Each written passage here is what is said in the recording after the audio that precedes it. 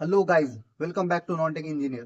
तो रिसेंटली आपने एक न्यूज़ सुनी होगी कि यूएस प्रेसिडेंट डोनाल्ड ट्रंप ने 5% टैरिफ लगा दिया है इंडिया पे।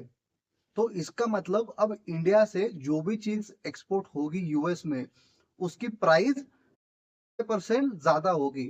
मतलब अगर हम 100 रुपए की चीज एक्सपोर्ट करेंगे यूएस में, तो यूएस में जाने के बाद उसकी प्राइस हो जाएगी।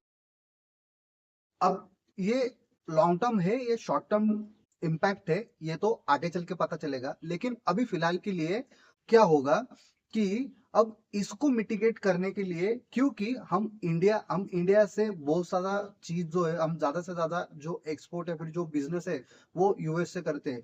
और अगर इंडिया की चीजें यूएस में महंगी हो जाएगी तो ऑब्वियसली तो यूएस में इंडियन चीजों की या फिर इंडियन सर्विसेज गुड्स की डिमांड घट जाएगी। तो इससे क्या होगा कि उसका एक नेगेटिव इम्पैक्ट हो सकता है, इसका एक अच्छा खासा इम्पैक्ट हो सकता है इंडिया में, इंडिया के मार्केट में, इंडिया की जॉब मार्केट में। और हर जगह पे इसका ऑलमोस्ट हर जगह पे अच्छा खासा इम्पैक्ट हो सकता है अगर डिमांड घटती है। तो इसको मिटिगेट करने के लिए हो सकता है आगे चल के आरबीआई रेट कट कर दे, इंटरेस्ट रेट कट कर दे।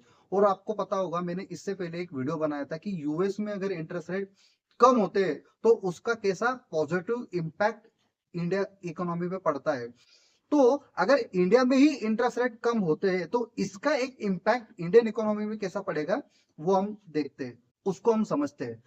तो क्या होगा, जैसे ही इंटरेस्ट रेट कम होंगे तो लोगों के पास मनी जो होगा वो इजीली अवेलेबल होगा, क्योंकि आपके पास आपको इंटरेस्ट रेट, बैंक से जो इंटरेस्ट रेट मिलेगा वो इंटरेस्ट रेट कम मिलेगा, तो आप इजीली मनी बोरो कर सकते हो। इंटरेस्ट रेट कम होने की वजह से क्या होगा कि मार्केट में लिक्विडिटी बढ़ेगी। तो लिक्विडिटी जैसे ही बढ़ेगी, इसका मीन्स क्या होगा कि आप थोड़ा ज्यादा खर्चा करोगे। तो जैसे ही ज्यादा, क्योंकि कंज्यूमर डिमांड बढ़ेगा। अब अगर आपको कार लेनी थी और कार का अगर ईएमआई हो सकता है आपको वो 10-12% के हिसाब से, अगर उसका ईएमआई आपके बजट के बाहर होगा, और अब अगर उसका इंटरेस्ट रेट घट जाएगा तो आप जाके कार ले लोगे। तो इसकी वजह से क्या होगा कि कंज्यूमर डिमांड बढ़ेगी।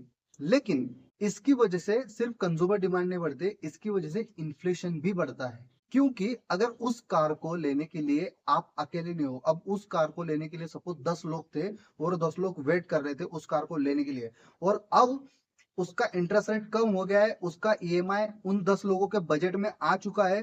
तो वो लोग क्या करेंगे, वो लोग 10 के 10 लोग अब उस कार को लेंगे, और उसकी वजह से उस कार की डिमांड बढ़ेगी। और आपको पता है जैसे ही डिमांड बढ़ेगी उसकी प्राइस बढ़नी शुरू हो जाएगी, और इसी को बोलते हैं इन्फ्लेशन। हो सकता है कि इन्फ्लेशन आगे चल के बढ़े, क्योंकि अगर ये टेरिफ टेरिफ टेरिफ और अगर खत्म नहीं हुआ तो हो सकता है वो होगा ही इन नियर फ्यूचर।